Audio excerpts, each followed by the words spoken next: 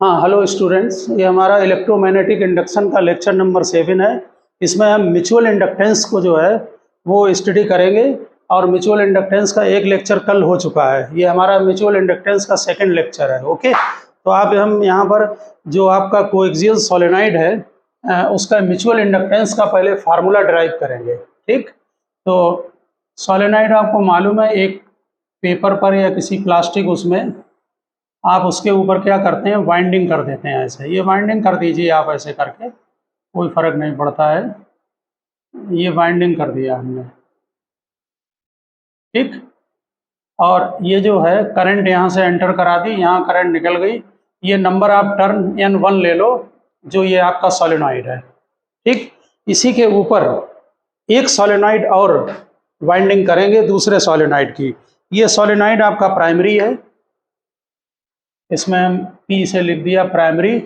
और दूसरा एक और सोलेनॉइड आप लगा दें इसमें, यहाँ पर बीच में, यहाँ पर कहीं से भी जो है एक सोलेनॉइड की वाइंडिंग और कर दी। इसी के ऊपर हमने यहाँ दूसरे कलर से ये बना दिया, ये सेकेंडरी वाइंडिंग है। ओके, इसमें करंट एंटर कराएं और एक से ये बाहर निकल गई। इसमें जो नंबर ऑफ टर्न है वो N2 ले रहे हैं, लेंथ सोलेनॉइड की जो बड़ा वाला है उसकी L ले रहे हैं। ये ब्लैक कलर से एक सोलेनॉइड बनाया है और उसके ऊपर बाइंडिंग कर दी है सेकेंडरी वाइंडिंग। आपको ध्यान होगा कि जब प्राइमरी के ऊपर सेकेंडरी वाइंडिंग कर देते हैं तो प्राइमरी से जो फ्लक्स एसोसिएटेड होता है वो सेकेंडरी में टोटल अटैच रहता है, यानी वो सेकेंडरी से भी पास होता है।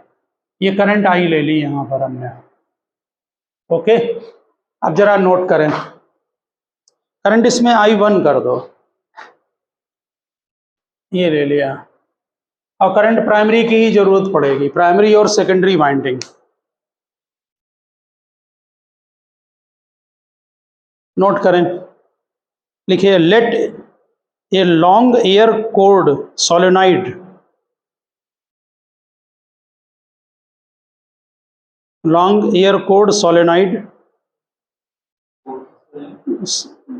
CORED, एयर कोर्ड, हाँ कॉर्ड, प्राइमरी सोलेनॉइड लिख दो, air cored primary solenoid of length L and area of cross section A, यानी प्राइमरी सोलेनॉइड की लेंथ L है और एरिया क्रॉस सेक्शन का A है। Having N1 turns, having N1 turn,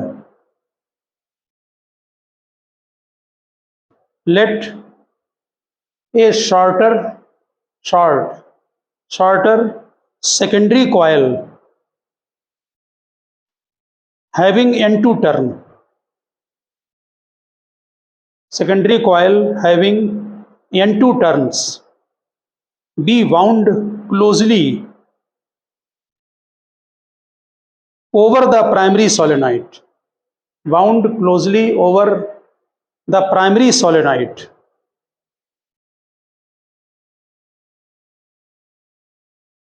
Let current in the primary is I1, then magnetic field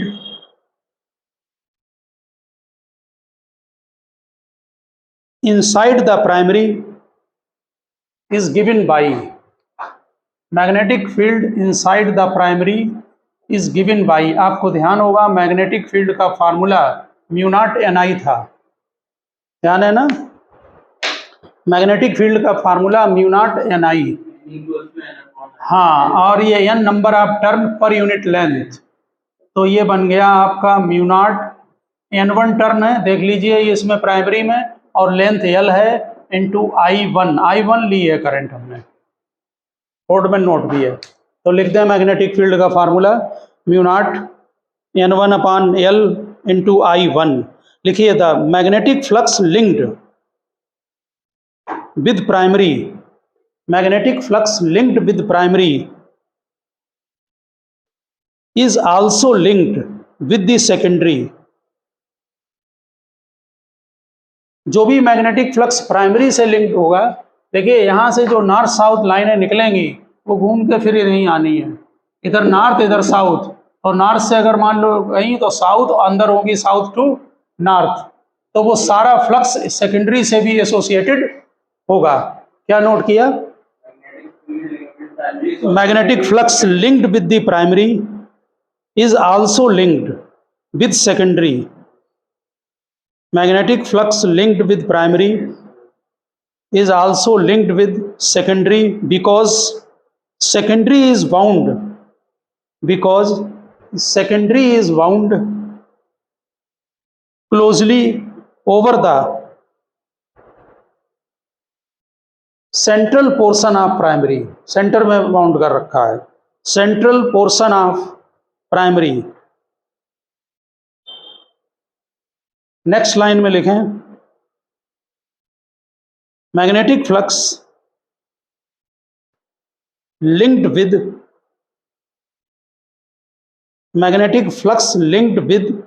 each turn of secondary। magnetic flux linked with each turn of secondary। तो magnetic flux होता है magnetic field into area. तो यहाँ पर हो गया mu naught N1 अपान L into I1 और area multiply कर दें मैग्नेटिक फील्ड में। ये एरिया ऑफ क्रॉस सेक्शन है, लिख दें A is the area of cross section of secondary. और ये ऑलमोस्ट सेम होगा प्राइमरी के, इसलिए प्राइमरी का भी यही एरिया लिया है, सेकेंडरी का भी यही लिया है यहाँ पर। हाँ, एरिया दोनों का सेम एज्यूम कर लिया है। A is the area cross sectional area of secondary। लिखिए mutual inductance is given by N2 phi 2, आपने डिफिनेशन कल नोट की है, और divided by current in primary. Flux linked with secondary divided by current in primary.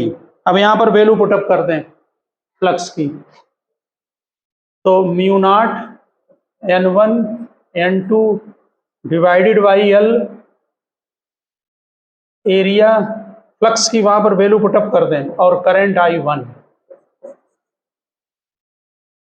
Mu naught, और I1 यहाँ से नीचे दिया हुआ है, अभी हम लिख ले रहे हैं I1, ये I1 को कैंसिल कर दें।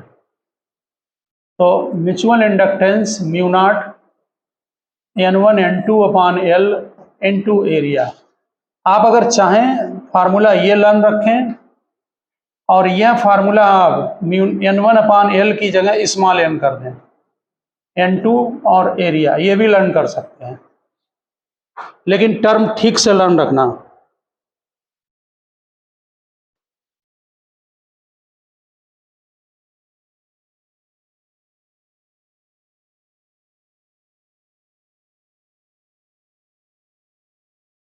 नोट कर लिया ना? अब इसमें आप इसी से रिलेटेड एक न्यूमेरिकल नोट करना है। पहले यहाँ पर आप एक पॉइंट नोट कर दें, अगर कभी यहाँ सोलेनॉइड प्राइमरी और सेकेंडरी दिए जाते हैं, और एरिया कभी कभी दोनों का दे देते हैं, और लेंथ भी हो सकता है दोनों की अलग अलग दे दें आपको, तो वहाँ कंफ्यूज हो जाएंगे हम कौन सी लेंथ यहाँ रखें। ठीक है ना? वैसे यहाँ N1 अपान L दिया है, और ये एरिया कौन सा यूज करें, तो आप नोट कर दें, एरिया लिख दीजिए, एरिया ऑफ ए लिख दो, A is the area of inner solenoid. वैसे जो प्राइमरी है वो हमेशा लेंथ उसकी ज्यादा ली जाती है। A is the area of inner solenoid, and inner जो अंदर की तरफ है, वो वहां देखें पेपर में आप देखा होगा, वहां पर एरिया दोनों का एक ही लिया है। अगर अलग अलग लिया जाए तब ये प्रॉब्लम क्रिएट होगी तुम्हें। आपके डेरिवेशन में एरिया दोनों का एक ही लिया गया है। ओके, तो एरिया क्या लिखेंगे? एरिया ऑफ इनर सोलेनॉइड, और लेंथ लिख दें, length of longer solenoid use करेंगे। ये ध्यान रखना कहीं अगर डाउट हो जाए तो। Length L longer solenoid. आप नीचे क्वेश्चन नोट करें, लिख लिया?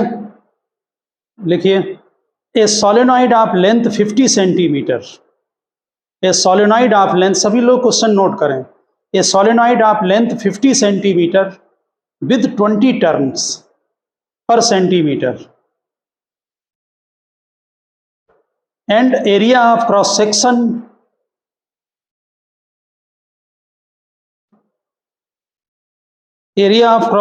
is 40 centimeter square.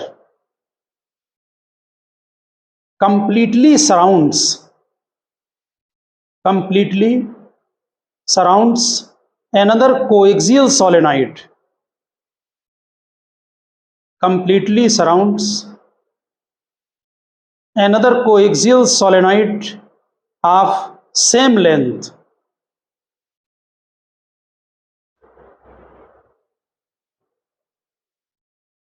Area of cross section 25 centimeter square.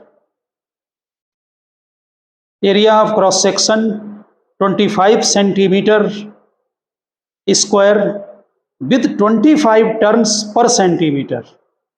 With 20 centimeter square with 25 turns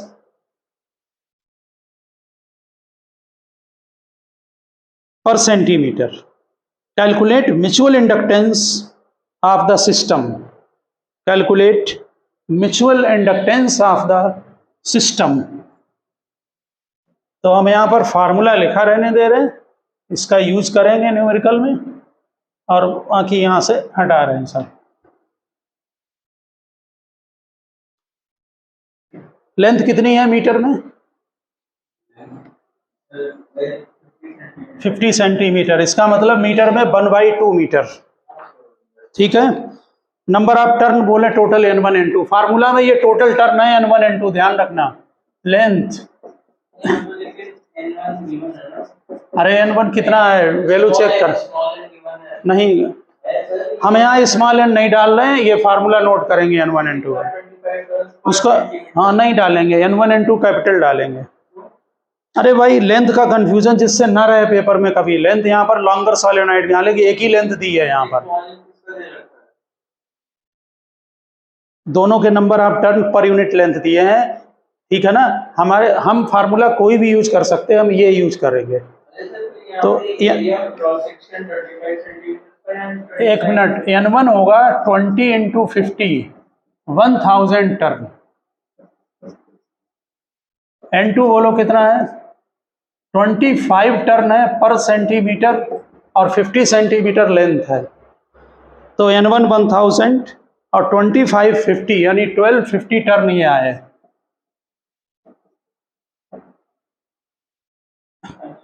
ये n1 n2 हो गया. अब यहाँ पर एरिया नोट करें. एरिया है 40 और 25. एरिया A1 है 40 इंटू 10⁻⁻4 मीटर स्क्वायर, और ये है 25 इंटू 10⁻⁻4 मीटर स्क्वायर. ठीक. एरिया दोनों दे दिए, टर्न दे दिया, लेंथ हो गया. अब ये फार्मूला आपके सामने नोट है, इसको हम यहाँ पर वैल्यू डालेंगे. देखिए म्यू नॉट की वैल्यू 4 पाई इंटू 10⁻⁻7. n1 1000, एक एक डाटा चेक करें. 150, लेंथ 1/2 मीटर में, और एरिया हमने आपको बता रखा है किसका लगेगा. हमने अभी नोट कराया, अभी चेक करें. इनर सोलेनॉइड का एरिया 25 वाला है. तो 25, हाँ 25 इंटू 10⁻⁻4. जो छोटा वाला होगा जिसकी वैल्यू कम दी है वो इनर सोलेनॉइड का होगा. इसकी जो वैल्यू आ रही है वो 7.85 इंटू 10⁻³ हेनरी. तो न्यूमेरिकल इसलिए कराया है कि डाटा रखने में, वैल्यू को रखने में आपको कोई कंफ्यूजन वहां पर ना हो.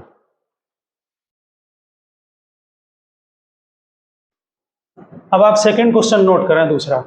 सेकंड लिखिए. टू सर्कुलर कॉइल्स,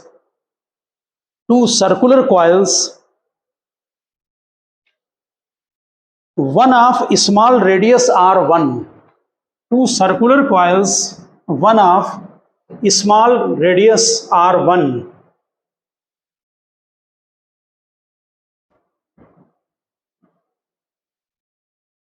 नोट किया. Two circular coils, one of small radius r1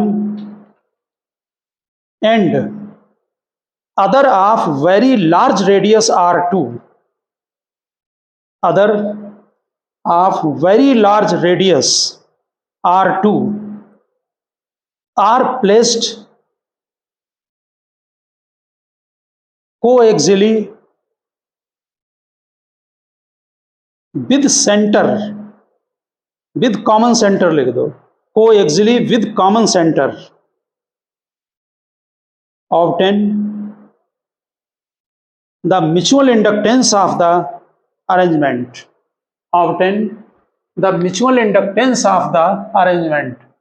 देखिए एक सर्कुलर कॉइल है, उसकी रेडियस r2 है जो कि वेरी लार्ज है, और इसके सेंटर पर एक छोटा सा कॉइल और रखा है जिसकी रेडियस r1 है।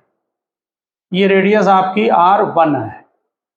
r2 r1 हमने बना दिए हैं, आप यहाँ पर देख लें। ठीक, सर्कुलर कॉइल गिवन है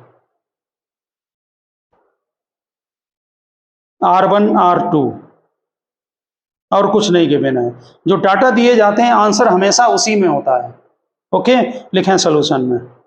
देखिए, suppose a time varying current, suppose a time varying current I2 is made to flow through the outer circular coil. Suppose a time varying current I2 is made to flow through the outer circular coil. Magnetic field, next line में लिखना, magnetic field at the center of coil. ये जो बड़ा वाला coil है इसमें जो current flow हो रही है I2 ले ली है, इसके ड्यू टू यहाँ सेंटर पर मैग्नेटिक फील्ड कितना होगा बताएं। फार्मूला मैग्नेटिक फील्ड का सर्कुलर कॉइल का बोलिए।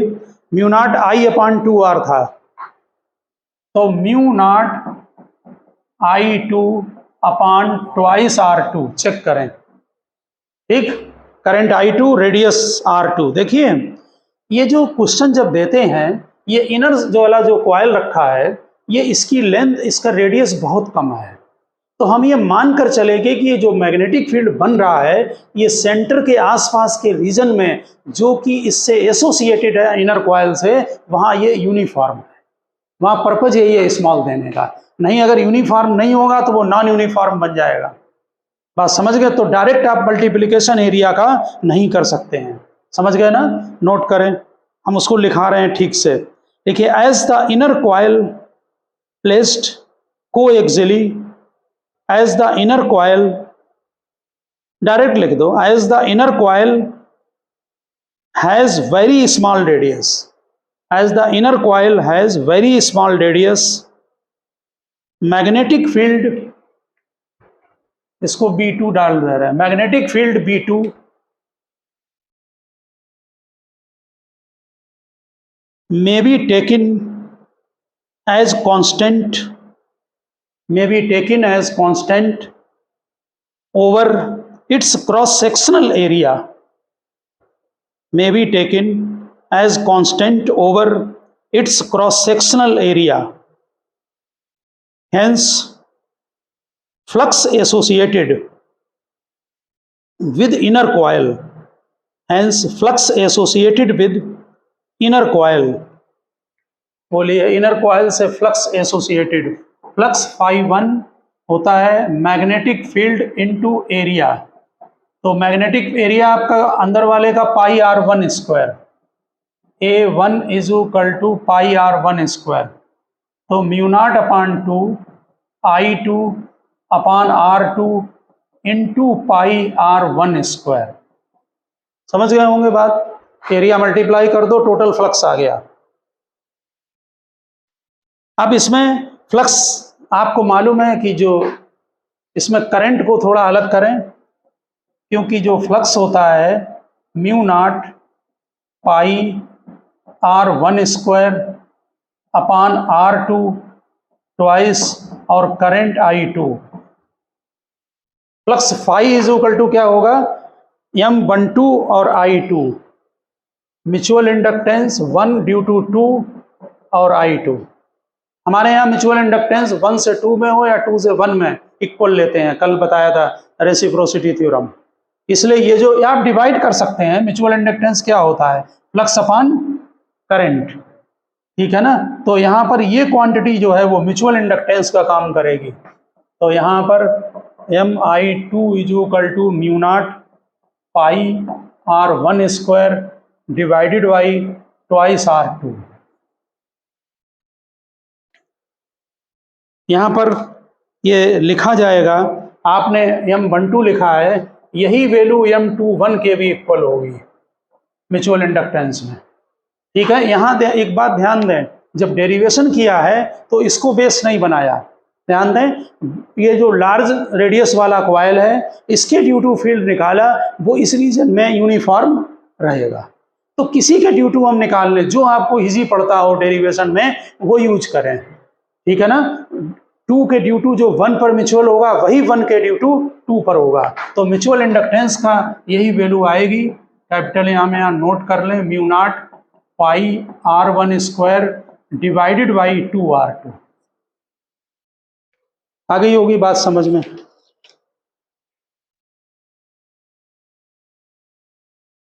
तो इस तरह से आप किसी भी सिस्टम का म्यूचुअल मान सकते हैं, लेकिन डाटा आसान ये है कि जो इसके ड्यू टू करंट वो वैल्यू सेम आएगी दोनों, हाँ वो इक्वल दोनों आएंगी एक जैसी, ठीक है ना। यहाँ थोड़ा एक हिंट दे रखी है क्वेश्चन में कि इससे जो फील्ड बने इसकी रेडियस बहुत कम है, वो इसीलिए दी है कि इससे जो मैग्नेटिक फील्ड बने वो अंदर इसके यूनिफॉर्म ले। नहीं, क्वेश्चन का गिवन होता है, उसको क्या चैलेंज करें, क्योंकि ये अरे इसकी रेडियस 100 सेंटीमीटर ले लो, इसकी 0.1 सेंटीमीटर ले लो, तो यूनिफॉर्म नहीं लेंगे उसको, और नहीं तो फिर कैलकुलेशन नहीं कर पाओगे। आपको ये एजम्पशन अपने आप लेने पड़ते हैं क्वेश्चन में, हाँ, नहीं तो फिर कैलकुलेशन पॉसिबल नहीं है। हाँ NCERT का है। हाँ, नेक्स्ट इसमें आप पॉइंट लिखें, इसमें कुछ हम जो कॉन्सेप्चुअल पॉइंट पहले आपको नोट करा रहे हैं म्यूचुअल इंडक्टेंस से रिलेटेड, जो आपको काम आएंगे। तो अगर किसी सर्किट में, और आप पॉइंट्स डालकर यहाँ पर नोट करते जाएं, जैसे ये रेजिस्टेंस है और ये इंडक्टेंस है, आप सिंबल समझ गए होंगे इंडक्टेंस का, ठीक है ना। ये आपका रेजिस्टेंस है, इंडक्टेंस को L से लिखेंगे, ठीक है, और इसमें हमने बैटरी लगा दी है, ठीक है ना। तो जब सर्किट में आप टोटल इसका E निकालेंगे, ये रेजिस्टेंस R है, इंडक्टेंस L है, इसमें करंट I है, ठीक है ना। तो ये IR प्लस L di/dt, ये इक्वेशन आपकी लगेगी जो कि किरचॉफ लॉ में आप लगाते हैं, ठीक उसी तरह से है। म्यूचुअल को हम नहीं लेते हैं, यहाँ म्यूचुअल नहीं है, 2 कॉइल नहीं है, यहाँ एक रेजिस्टेंस है और सिंगल कॉइल है, वो नहीं लेते हैं, फिर टिपिकल होता जाएगा। उसके लिए फिर इंजीनियरिंग में क्या पढ़ोगे, यहाँ पर जो चल रहा है वही करना काम है, ठीक है ना।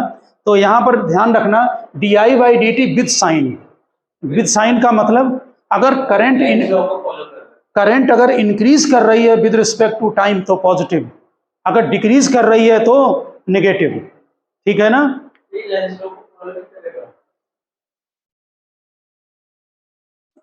नहीं, आपका क्वेश्चन इससे रिलेटेड नहीं है, इसलिए आप बाद में पूछना, बाद में पूछेंगे। सेकंड पॉइंट नोट करें यहाँ पर, ये हमने एक कॉइल बनाया है, आपके ये न्यूमेरिकल लगाने में, कॉन्सेप्चुअल उनमें काम आएगा, इसलिए आप उनको नोट करें।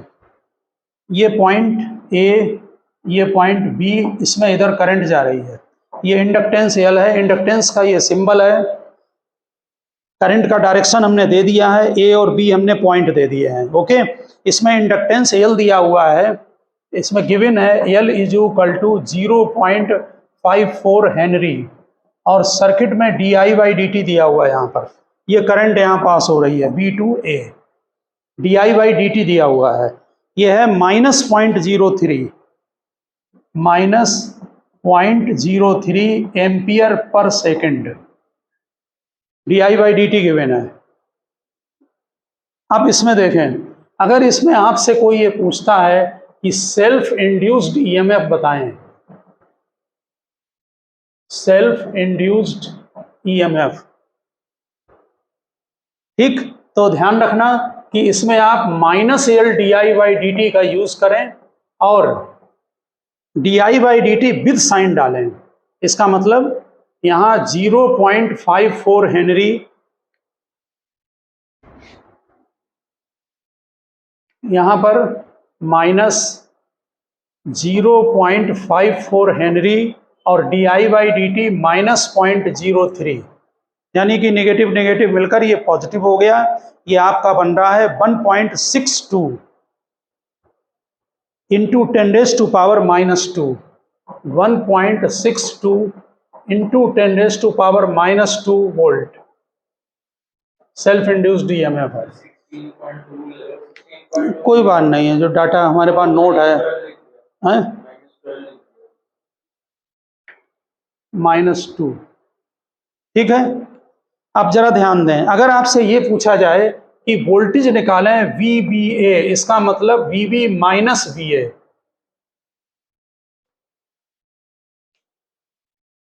ओके, तो यहां ध्यान रखना, यहां पर करंट किधर जा रही है, B टू A, तो हम ये मानकर चल रहे हैं कि हाई पोटेंशियल है, ये लो पोटेंशियल है, इधर करंट जा रही है, ठीक। इसमें अगर वोल्टेज ड्रॉप पूछते हैं तो फिर माइनस साइन नहीं लगाएं, सीधे L/di/dt और डायरेक्शन में यहां इधर को, ठीक। अगर VBA पूछा जाए, इसका मतलब है कि जो VBA होगा वो माइनस में आएगा। माइनस का यहाँ मीनिंग ये हुआ कि हमारा A हाई पोटेंशियल है और B लो पर होगा। यहाँ इंडक्टेंस है, ये अपोज करता है, यहाँ जरूरी नहीं है कि करंट हाई पोटेंशियल से इसके अंदर लो में जा रही हो, हम बेसिक थ्योरी लेकर चल रहे हैं, बात समझ गए ना। अरे इंडक्टेंस अपोज करता है, यहाँ करंट डिक्रीजिंग है तो डिक्रीजिंग का अपोज, इंक्रीजिंग होगा तो इंक्रीजिंग का अपोज, उसमें इंड्यूस होता है अपोजिट डायरेक्शन में। ये तो हमने अपना बेसिक लेकर चले हैं, BB माइनस BA, बात समझ में आ गई ना। वैल्यू इसमें जब डालें तो ध्यान रखें आप कॉन्सेप्ट को, इसमें यहाँ di/dt विद साइन डालें और पॉजिटिव लेकर चलना है, समझ गए ना बात, तब ये वैल्यू आएगी बाद में। आगे नोट करें तीसरा, यहां पर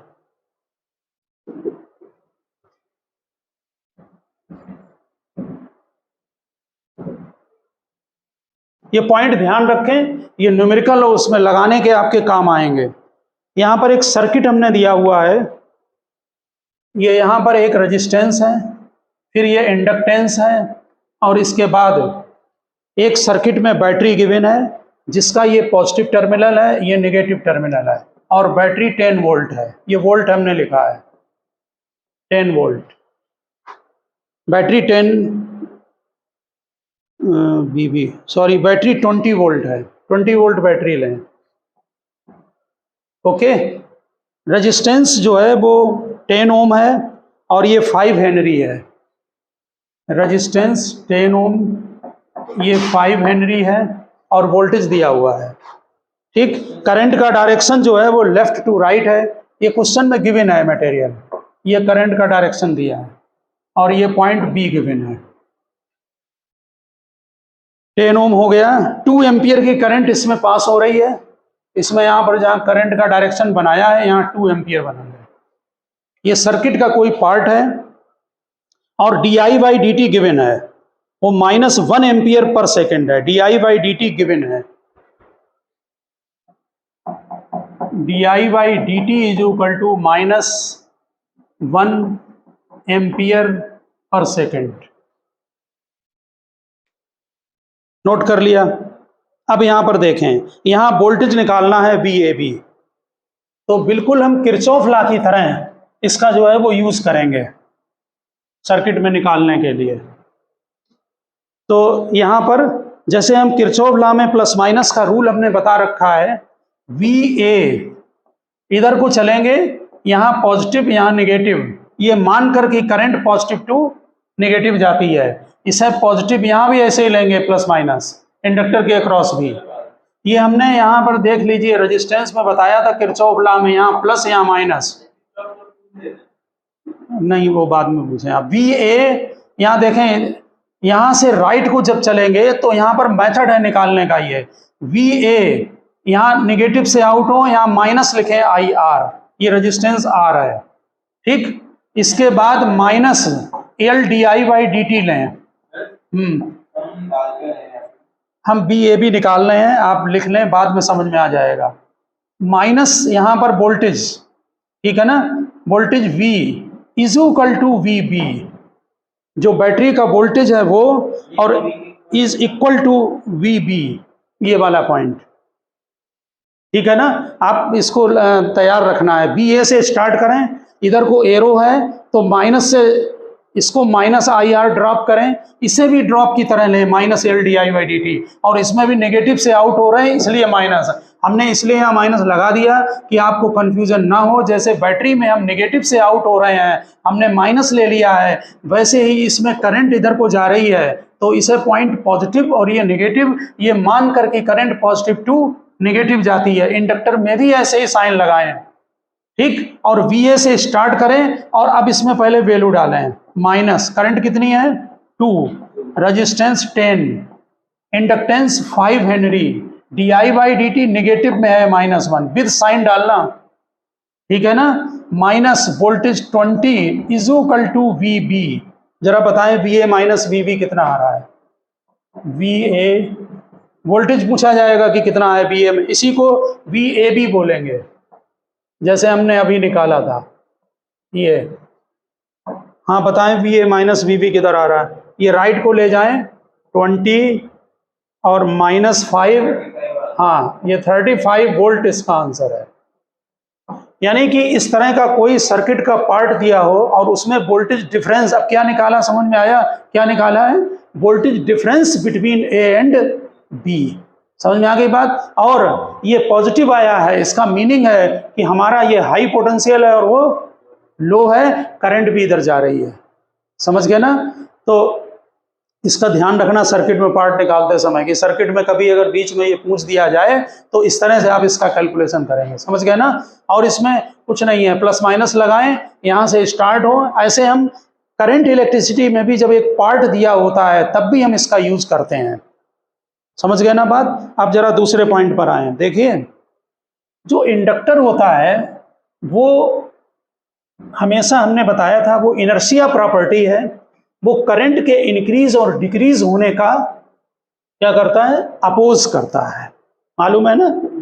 तो हाँ, तो यहाँ पर दो बेसिक कॉन्सेप्ट ध्यान रखें। इसमें अभी एक जो कॉम्पिटिटिव एग्जाम में एक थ्योरी इसमें और आती है।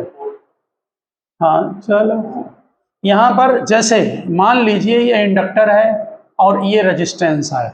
हमने इसमें अब बैटरी में रोल समझ लें आप इंडक्टर का क्या है, क्योंकि आगे अल्टरनेटिंग करंट है, उसमें समझ में आना चाहिए।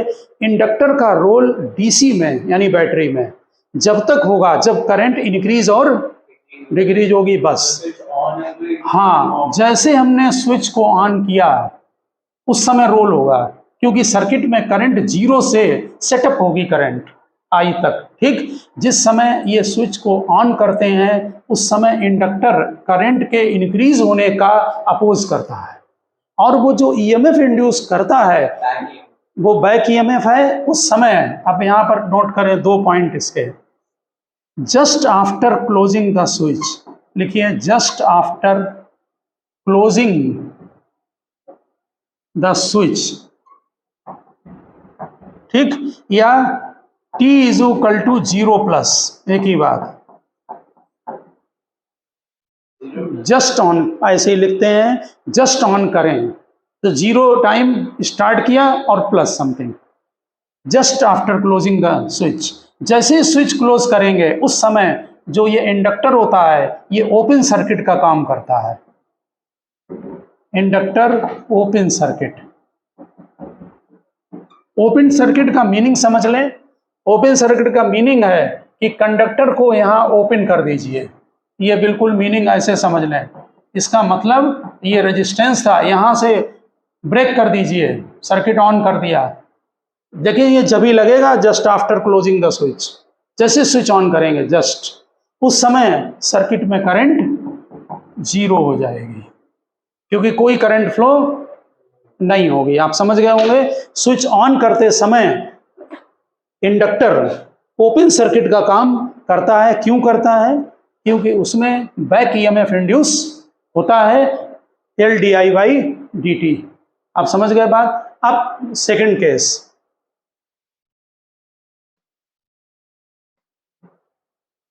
अब सर्किट को जब आप इसे ऑन कर देंगे, यानी कि देखो थ्योरी में तो ऐसे लिखते हैं सेकंड केस में कि टी इनफाइनाइट यानी आफ्टर लॉन्ग टाइम, और after long time, after long time, या इसे हम ये भी लिखते हैं स्टीडी स्टेट। तीनों नाम है। एक कैपेसिटर में भी ये थ्योरी होती है, स्टीडी स्टेट। ठीक, यह ध्यान रखें, क्वेश्चन में कुछ भी नहीं लिखा है, तब भी यही केस होगा। बात समझ गए। उस समय इंडक्टर शॉर्ट सर्किट का काम करता है। क्यों करता है? आप समझ रहे हैं। इंडक्टर शॉर्ट सर्किट, देखिए शॉर्ट, ये जो वायर होता है ये वाला, ये कॉपर का बना है, हमने बताया था पहले लेक्चर में, और जो हमने वाइंडिंग की है ये भी कॉपर का है। केवल यही है कि ये वाला वायर स्ट्रेट है और इसको कर्ल कर दिया गया है एक ही दोनों। जैसे इसका रेजिस्टेंस नहीं है वैसे इसका भी नहीं है। इसका मतलब ये सर्किट आफ्टर लॉन्ग टाइम ऐसे काम करेगा। देख लें सर्किट में ये, और इस समय इसमें करंट फ्लो होगी। I इज इक्वल टू, ये V है तो V बाई R। ये बोर्ड में इसका काम ज्यादा है सेकंड केस का, फर्स्ट केस बोर्ड में नहीं आएगा। समझ गए ना। यानी कि क्वेश्चन में कहीं भी इंडक्टर लगा हो, आप न्यूमेरिकल एक्सरसाइज के लगाएं तो ध्यान रखना उसको शॉर्ट कर दें, यानी उसको हटा के वायर को वहां सीधा वायर लगा दें, सीधा सा। ठीक है ना। और ध्यान रखना कि जब हम स्विच ऑन करते हैं, अभी हमने बताया कि वो अपोज करता है, इसके बाद जब इसमें करंट सेटअप होती तो बहुत जल्दी सेटअप है तुरंत, लेकिन वो सेटअप होने का जो ग्राफ है उसका वो हम आगे कराएंगे। I वर्सेस T वो इस तरह का है। ये करंट हो गई फाइनल, यानी जीरो से सेट हुई और फिर इनफाइनाइट पर इसको टच करेगी। ये आइडियल थ्योरी का काम है। बात समझ रहे हैं। लेकिन हम जैसे ही स्विच ऑन करते हैं नियरली करंट सेटअप हो जाती है। समझ गए ना बात। ध्यान दें इस बात पर। बाद में ये बिल्कुल शॉर्ट सर्किट की तरह काम करता है।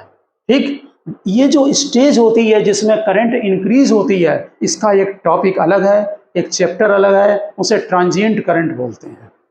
ओके, वो जो ट्रांजिएंट करंट है आपकी, उसको हम आगे किसी लेक्चर में हम डिस्कशन करेंगे। आप समझ गए ना बात। मतलब जो करंट यहाँ पर जीरो से सेटअप हो रही है उसको ट्रांजिएंट करंट बोलते हैं, उसका टॉपिक अलग है, वो कंडीशन में अभी आता है। वो आपका बोर्ड से जो है उसको हटा दिया गया है। आप बना सकते हैं, बना लें, वैसे इसका हम डिटेल किसी लेक्चर में कराएंगे।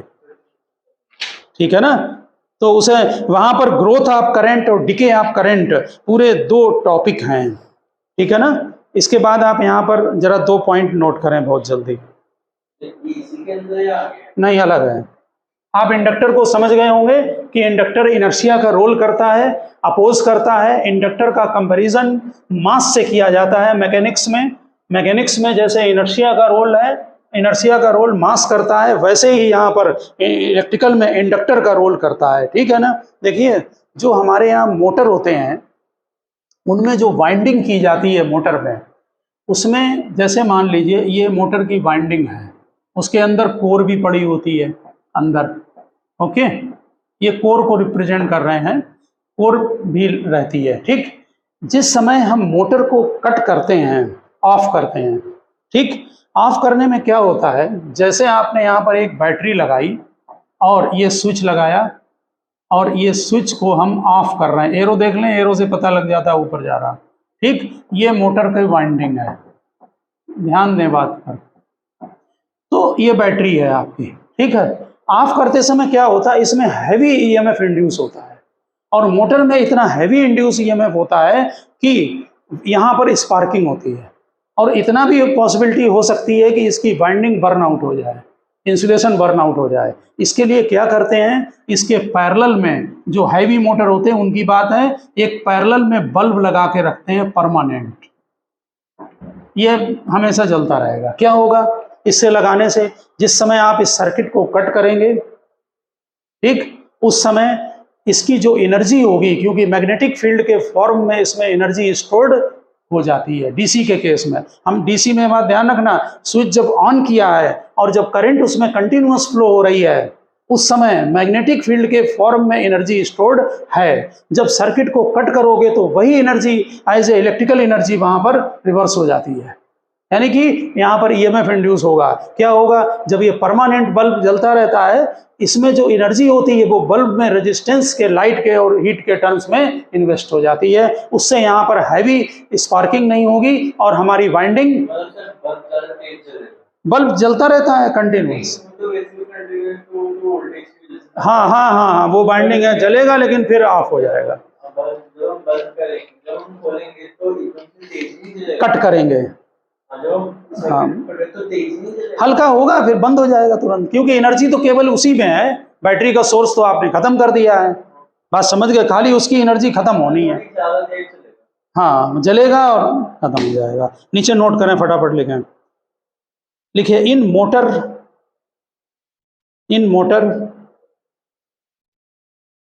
Due to large electromagnets has a large inductance if winding disconnect, current decreases. If winding disconnect, current decreases to zero. Current decreases to zero. During this process, disconnect, current decreases to zero. During this process, a large EMF is induced. During this process, a large EMF is induced. This leads to an arc. This leads to an arc between the contact of switch. This leads to an arc between the contact of switch. Hence, a bulb with resistance of, hence a bulb, contact of switch, comma लगा के लिखें, hence a bulb with resistance of same order is connected in parallel to the winding. जल्दी लिखें थोड़ा, hence a bulb with resistance of same order is connected in parallel to the winding.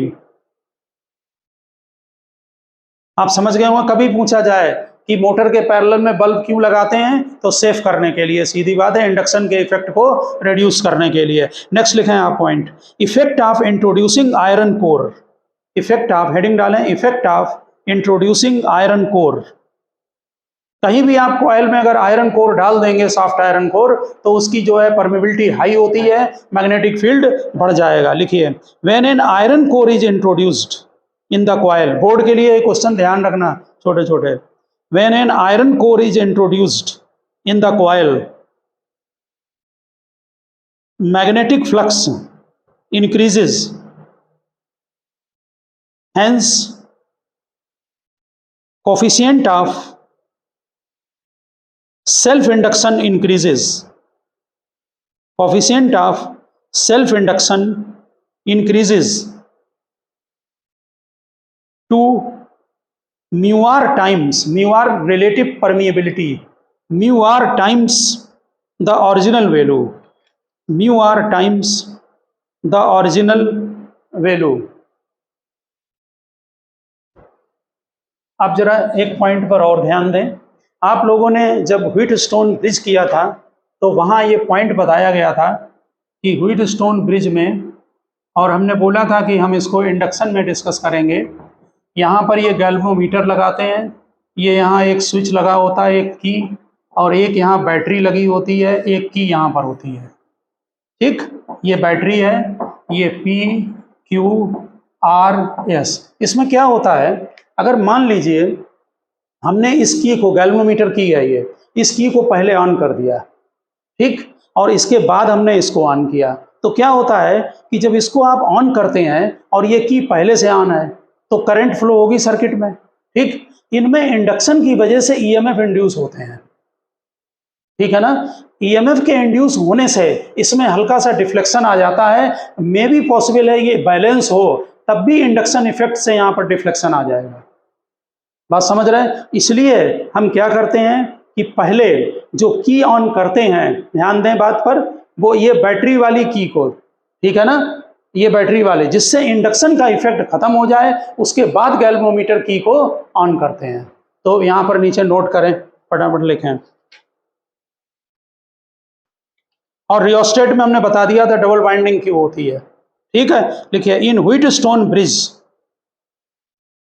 The cell की यानी बैटरी की is pressed first.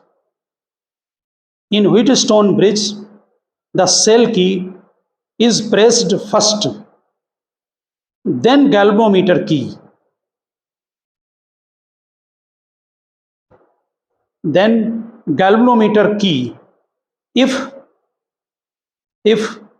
we first press, galvanometer को capital G बना दें शॉर्ट में, if we first press the galvanometer key, then on pressing the cell key, then on pressing the cell key, a momentary deflection, a momentary current will be induced.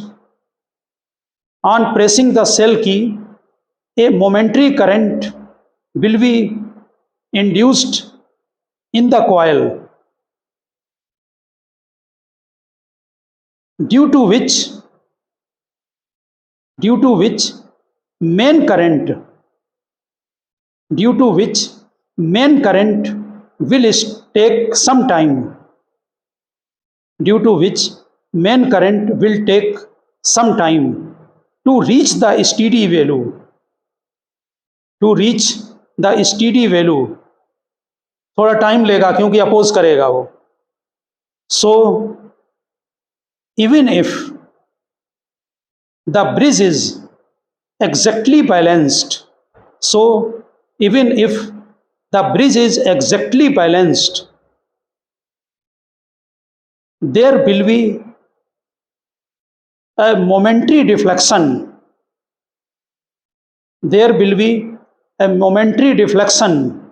in the galvanometer, यानी bridge balance होगा लेकिन तब भी deflection आ जाएगा हल्का सा induction effect की वजह से। It can confuse that the bridge is not balanced. It can confuse that the bridge is not balanced. ध्यान रखना, अगर कहीं वाइवा होता है किसी के एग्जाम में तो क्वेश्चन वहाँ पूछा जा सकता है क्योंकि प्रैक्टिकल सिलेबस में है ये। आप नेक्स्ट पैरा में 2 लाइन और नोट करें। Hence cell key is always pressed first. Hence cell key is always pressed first. When cell key is fully pressed, the induced current disappear. क्योंकि वो तो ऑन करते समय होगा, थोड़ी देर में डिसअपियर हो जाएंगे इंड्यूस करंट। सेल की is fully pressed, the induce current disappear. Similarly after noting the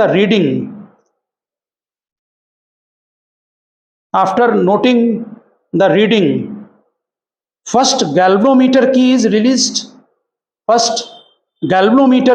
released, then cell की।